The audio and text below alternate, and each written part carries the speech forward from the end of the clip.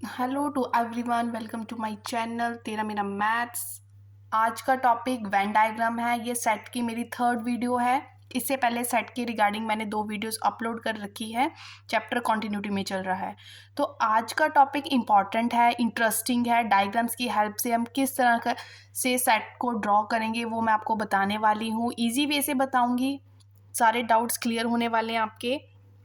तो स्टूडेंट्स, अगर आपने इसकी पहले 2 पार्ट्स नहीं देखे हैं, सबसे पहले चैनल सब्सक्राइब करें, नोटिफिकेशन बेल को ऑन करें और वीडियो को देखें, क्योंकि कॉन्टिन्यूटी में चलोगे तभी क्लियर होगा कि what is set, types of set. मैंने हर चीज़ को बड़ा बेसिक से बेसिक चीज़ को इजी वे में एलैबोरेट किया है आपके लिए। अब हम करते हैं थर्ड टॉपिक इसका, वेन डायग्राम्स। इसके बाद एक वीडियो और आएगी, तब हमारा सेट चैप्टर कंप्लीट हो जाएगा। देखो, वेन डायग्राम को हम अच्छे से अगर समझे तो वेन डायग्राम्स होती क्या है। वेन डायग्राम्स होते हैं, देखो, जब भी हम सेट से रिगार्डिंग वेन डायग्राम्स को ड्रॉ करेंगे तो एक हम सबसे पहले क्या लेंगे, सबसे पहले हम एक लेंगे रेक्टेंगुलर बॉक्स। ठीक है, एक हम ड्रॉ करेंगे रेक्टेंगुलर बॉक्स। जो ये हमारा रेक्टेंगुलर बॉक्स होगा, ये हमारा एक यू होगा। यू मतलब ये हमारा डिनोट करेगा यूनिवर्सल सेट को। मैंने पहले ही बता दिया है कि यूनिवर्सल सेट क्या होता है, किस तरह का होता है। उसके बाद हमारे पास बात कर रखी होगी 2 सेट्स की। 2 भी हो सकते हैं, 3 भी हो सकते हैं, एनीवे पहले हम करेंगे 2 सेट्स की बात की। हमारे पास कोई सेट ए है और एक सेट बी है, तो वो इस तरह से हम डायग्राम में शो करेंगे। वेन डायग्राम में ये इस तरह से सेट को हम शो करेंगे। ठीक है, अगर 2 सेट्स हम इस तरह से शो कर रहे हैं, इस पे अब हम ऑपरेशंस लगाएंगे। मैं आपको हर बात क्लियर कर रही हूँ कि यूनियन क्या होगा, इंटरसेक्शन क्या होगा, माइनस क्या होगा। हर एक छोटी सी छोटी चीज़ इस वीडियो में कवर होने वाली है, तो वीडियो को पूरा देखना पड़ेगा अगर आप अपने डाउट्स को क्लियर करना चाहते हो। ठीक है स्टूडेंट्स, अब हम क्या करेंगे, ए यूनियन बी। अगर हमें कोई भी क्वेश्चन आ रहा है, ठीक है, अगर हमें ड्रॉ करना है ए यूनियन बी, तो ए यूनियन बी को हम with the help of diagram किस तरह से ड्रॉ करेंगे। इससे पहले, ठीक है, इससे पहले हमें ये पता होना चाहिए कि यूनियन क्या होता है। अगर मैं बोलूँ आप ड्रॉ करो ए इंटरसेक्शन बी, तो हमें पता होना चाहिए कि इंटरसेक्शन क्या होता है। चलो पहले इसी को समझते हैं, फिर हम डायग्राम की तरफ चलते हैं। देखो, यूनियन का मतलब क्या होता है। यूनियन इज स्ट्रेंथ, एकता में बल है। यूनियन में सबको इकट्ठा कर लेना है। ठीक है, यूनियन का मतलब है सबको इकट्ठा कर लो। सबको इकट्ठा कर लो मीन्स 2 सेट्स की बात हो रही है। ए को भी ले लो, बी को भी ले लो, छोड़ो किसी को भी नहीं। अगर मैं सारा का सारा ए सेट ले लूँ, ठीक है, जितना भी सारे का सारा ए सेट आ रहा है ये ले लूँ, सारे का सारा बी सेट ले लूँ, मीन्स सारा कंबाइन कर लिया। मीन ये यूनियन, ये किसको डिनोट कर रहा है, जो मेरा ये शेडेड पोर्शन है विद ऑरेंज कलर, ये डिनोट कर रहा है हमारा ए यूनियन बी को। ठीक है, जब भी यूनियन की बात होगी मीन्स ये सारे पोर्शन की बात हो रही है। क्लियर हो गया होगा। उसके बाद हम एक बात और यूनियन से रिगार्डिंग, जितनी भी मेरे दिमाग में बातें आ रही हैं मैं आपको क्लियर करना चाहती हूँ। जब भी हम इसको अगर मतलब आपको एक्सप्लेन करना हो तो हम इसको इस तरह से लिखते हैं। ए यूनियन बी को हम किस तरह से डिनोट करते हैं, सेट की फॉर्म में हम इसको डिनोट करते हैं curl bracket start x such that x. ठीक है, जो ये एक्स है ये ए को बिलोंग कर रहा है।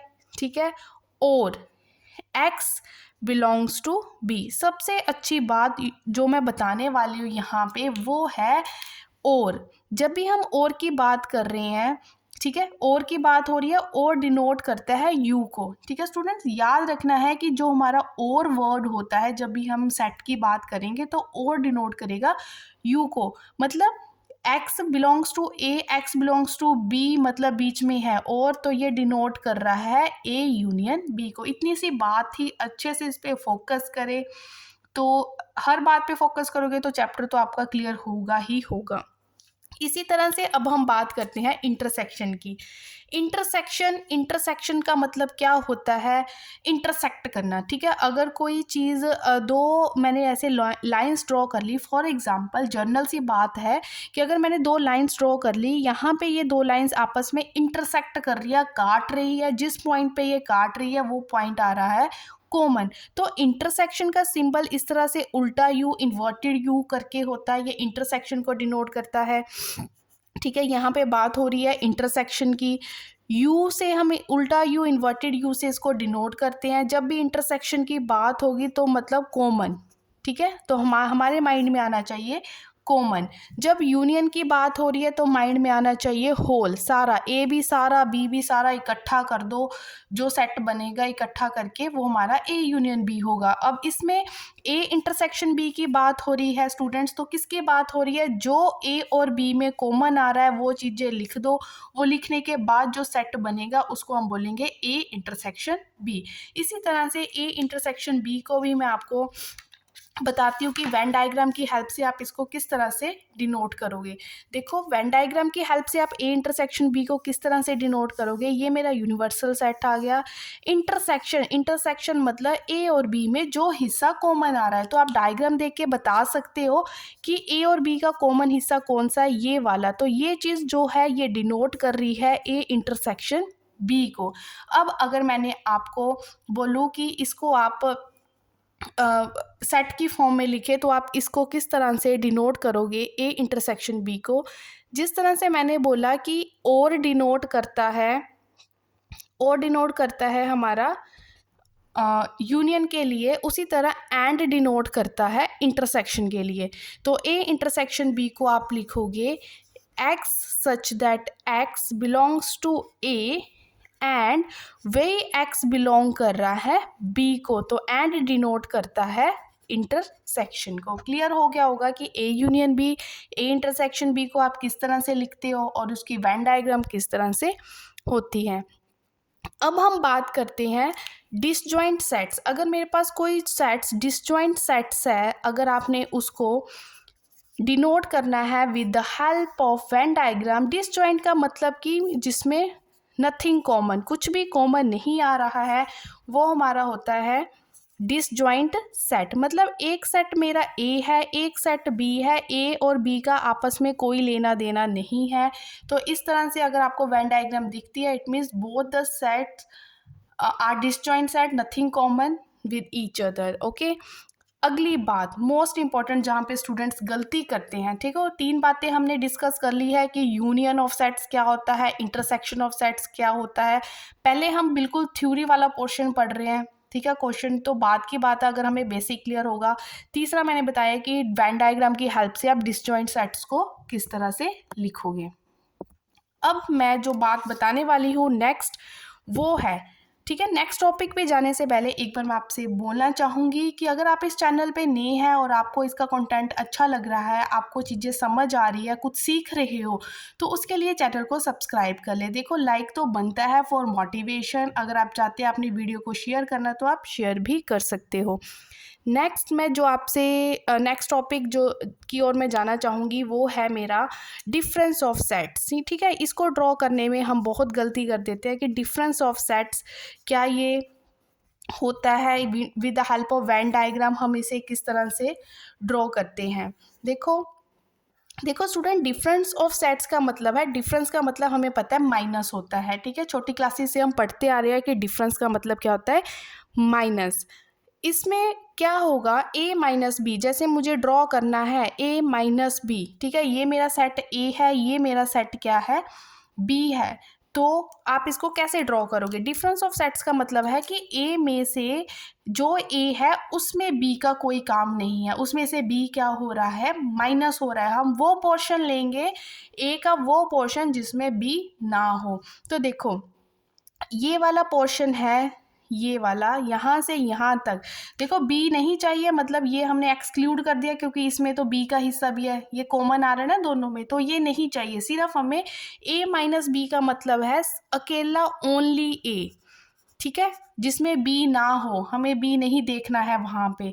तो ये वाला पोर्शन है जो अकेला a है, जिसमें b का कोई रोल नहीं है, तो ये पोर्शन डिनोट कर रहा है डायग्राम का a माइनस बी को, ठीक है। उसी तरह से अगर आपको इसी डायग्राम में b माइनस ए पूछ लिया जाता है, b माइनस ए का मतलब है सिर्फ b, जहाँ पे a का कोई काम नहीं है, ओनली b, तो वो डायग्राम में कौन सा हिस्सा होगा जहाँ पे सिर्फ किसका काम है, b का। तो ये वाला हिस्सा, क्योंकि इस हिस्से में तो a भी है, ये नहीं चाहिए हमें, ठीक है। तो जो ये वाला पोर्शन है, ये वाला पोर्शन डिनोट कर रहा है किसको स्टूडेंट्स, ये डिनोट कर रहा है b माइनस ए को। सारी बातें क्लियर हो चुकी है। डिफरेंस ऑफ सेट्स मैंने बता दिया आपको कि क्या होगा। अगर आपने इसको सेट की फॉर्म में लिखना है तो चलो वो भी बता देती हूँ।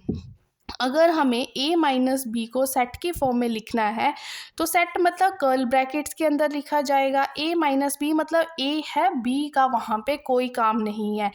x सच दैट x, जो x है वो सिर्फ किसको बिलोंग कर रहा है, a को बिलोंग कर रहा है।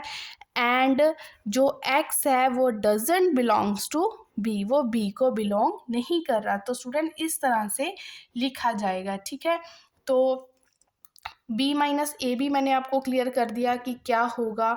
उसके बाद next important point, difference of sets के बाद हमारे पास आता है symmetric difference of two sets, ठीक है।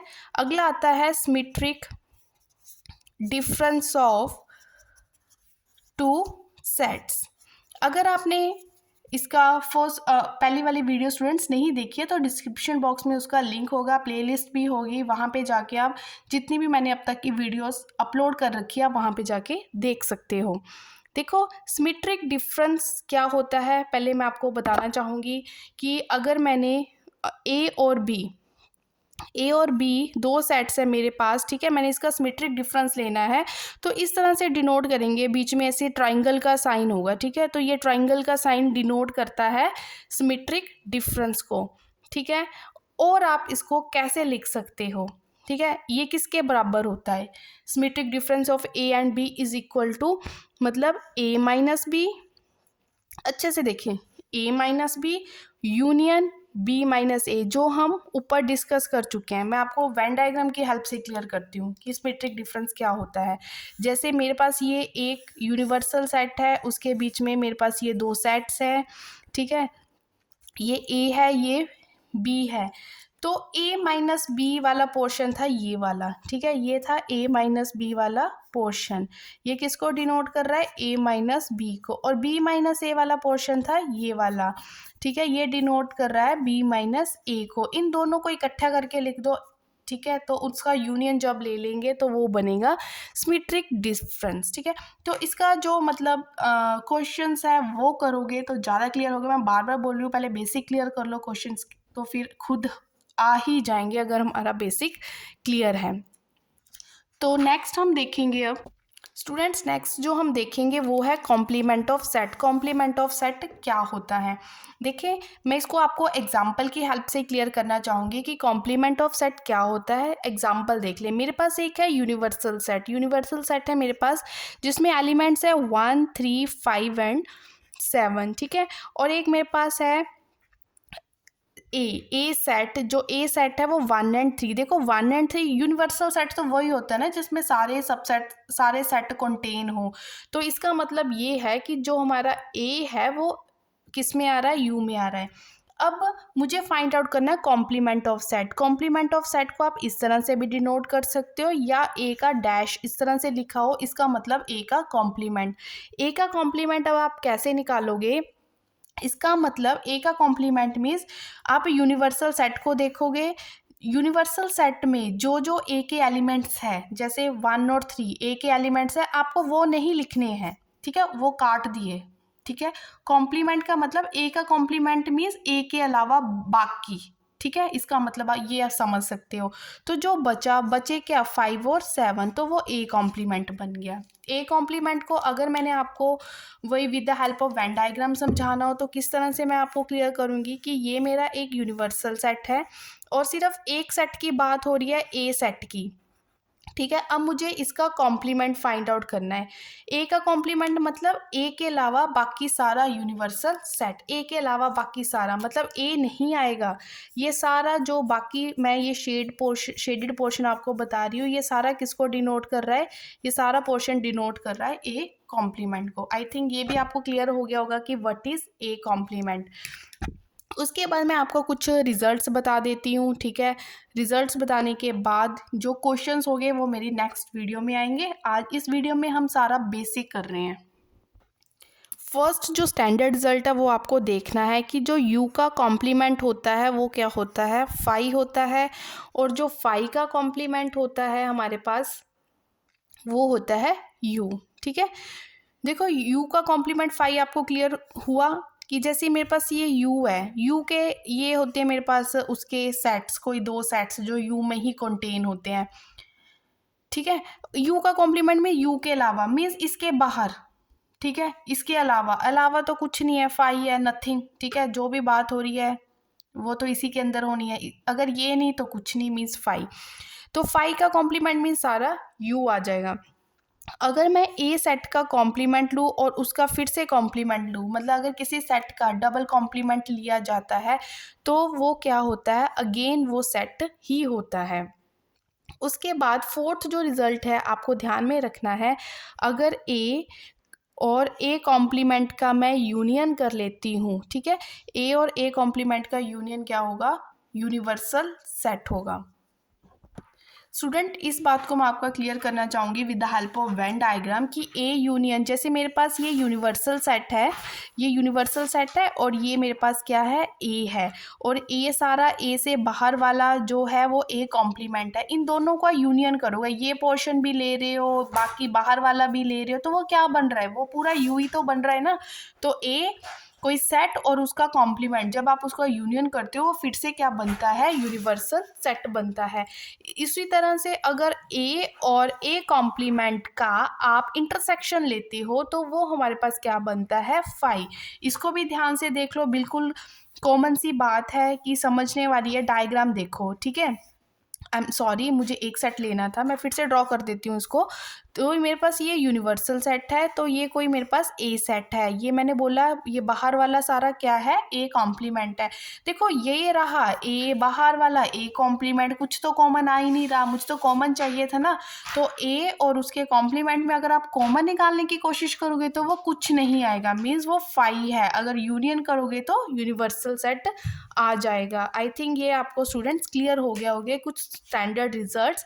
अब मैं आपको जो करवाने जा रही हूँ वो है इसके कुछ अलजेब्रा ऑफ सेट के लॉ, वो भी आप देख लें। स्टूडेंट्स ये है हमारे पास 6 लॉज ऑफ सेट, ठीक है। Law of algebra of set, idempotent law, identity law, commutative law, associative, distributive and De Morgan's law. सारे लॉ बहुत इंपॉर्टेंट है, मैं चाहूँगी कि इसकी एक हम अलग से वीडियो बनाएं ताकि ये सारा क्लियर हो जाए। तो अब जो स्टूडेंट्स इस वीडियो में बने हुए हैं वो नेक्स्ट वीडियो में भी बने ताकि ये कंसेप्ट हमारा क्लियर हो जाए, और हम कुछ क्वेश्चंस भी डिस्कस करेंगे इन्हीं के रिगार्डिंग। तो स्टूडेंट्स मिलते हैं अपनी नेक्स्ट वीडियो में। तो अगेन बोलूँगी कि subscribe, share and like the channel. Okay students, thank you.